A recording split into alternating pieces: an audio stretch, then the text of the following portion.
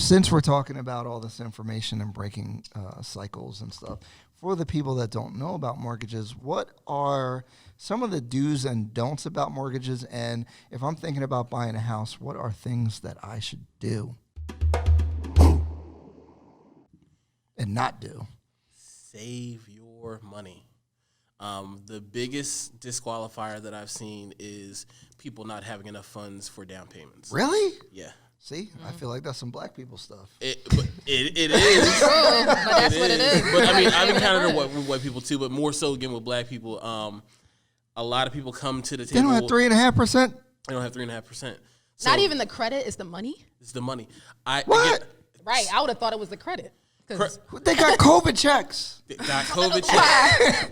The stimulus check. The stimulus check is half your down payment. Almost. You know they done spent that up the first day. That Right. stimulus check was going a long time ago. Credit I can deal with. Credit, I can finagle. If you don't have any money saved up, you can't buy a house. There's People programs, call you with no money.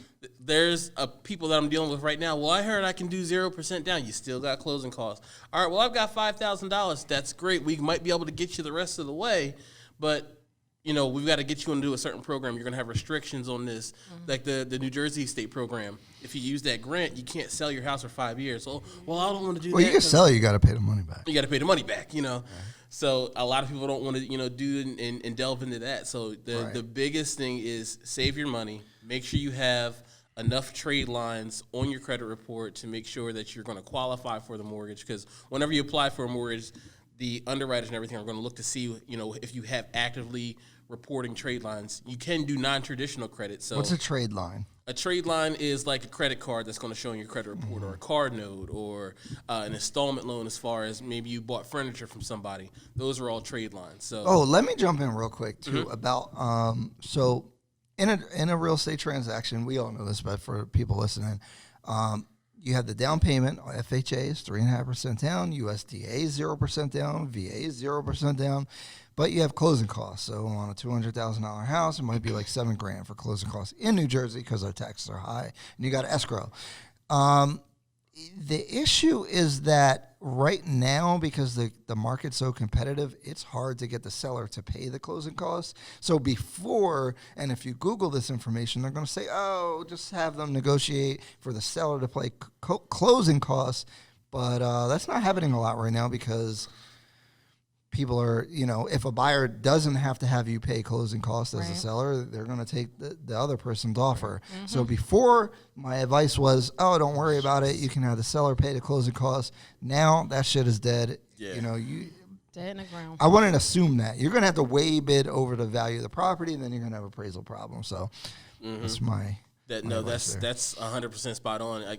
I think the deal I was working on with you with Sherelle and them, it was the same situation. I was just telling them, like, listen, just get some more money because the market right now, if somebody's going to offer me $20,000 over asking, why am I going to give you $7,000 for closing costs when I can make more money off the deal? Because the house won't appraise. You're at risk of their appraisal not coming in too. So if you're going over the asking price, and then you're asking for money back, you're not going to get that whole 20, and then it's going to come back, and you're going to end up having to pay it because you have to renegotiate it. Mm-hmm. So this is the thing. Like, this is where people get lost is when they Google information or they don't have like someone to actually talk to about this. The information changes depending on the circumstances, right? So, because stuff I was saying before, if they listen to that, is wrong now. And they'll be like, Ryan, I don't know what he's talking about. But I'm like, the situation market is changing, right?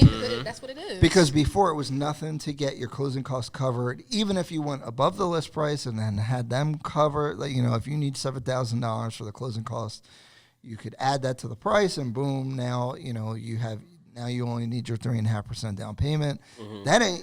It's not feasible right now. Like, in a multiple offer you're never going to get that offer accepted. So things change. I would definitely, again, if you've got your own money, you don't got to worry about it, because then you're not worried about, again, the concession or the lender giving you credit,